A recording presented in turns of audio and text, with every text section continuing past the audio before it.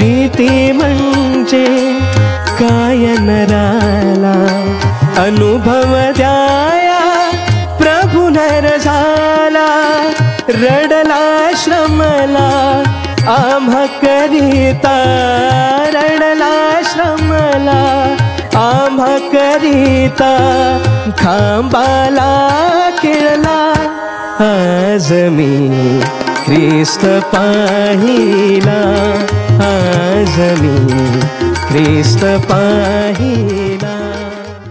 प्रभू येशू ख्रिस्ताच्या सर्वश्रेष्ठ नामात आपणांचं अभिवादन। पवित्र शास्त्र बायबलमध्ये मार्क वर्तमानाच्या 15व्या अध्यायातील 46व्या वचनामध्ये असे म्हटले आहे, त्याने तागाचे वस्त्र विकत आणले व त्याला खाली काढून ते तागाचे वस्त्र त्याच्या भोवती गुंडाळिले, मग त्याला खडकात खोदलेल्या कबरेत ठेविले व कबरेच्या तोंडाशी धोंड लोटून बसविली। पिलाताच्या परवानगीने अरिमथाईकर योसेफाने प्रभू येशू ख्रिस्ताचे शरीर कबरेत ठेवण्यासाठी वधस्तंभावरून खाली उतरविले। हे सर्व त्याला एकट्याला करणे शक्य नव्हते। या कामी निकोदेम नावाच्या एका पुरुषाने त्याला मदत केली। तो गंधरस व अग्रू यांचे तब्बल 100 रत्तल म्हणजेच 75 पौंड मिश्रण घेऊन आला होता। त्या काळी श्रीमंत व्यक्तींची शरीरे लवकर कुजू नयेत म्हणून त्यांना कबरेत ठेवण्यापूर्वी असल्या महागड्या मसाल्यांचे मिश्रण लावण्याची प्रथा होती। अर्थात माशाच्या पोटात 3 दिवस व 3 रात्र राहिलेल्या योनाचा दाखला देत ख्रिस्ताचे शरीर त्या कबरेत 3 दिवस व 3 रात्र राहणार असे खुद्द ख्रिस्तानेच सांगून ठेविले होते।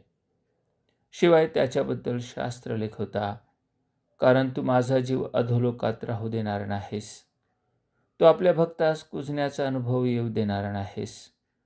मनुष्यांनी म्हणजेच याजक, शास्त्री व पुरुषांनी त्याला वधस्तंभावर खिळून मारण्याचा कट केला, परंतु परमेश्वराने त्याच्या सेवकास सन्मानाने पुरण्याची व 3ऱ्या दिवशी सामर्थ्याने पुन्हा उठविण्याची योजना आखून ठेवली होती।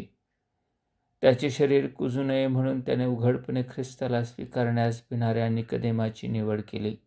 त्याने योसेफाप्रमाणेच हिंमत दाखवून ख्रिस्ताला यहुद्यांच्या रीतीप्रमाणे सन्मानाने कबरेत ठेवण्यास मदत केली। त्याच्या भक्तास कुजण्याचा अनुभव न येता तो कबरेतून 3ऱ्या दिवशी विजयाने उठला।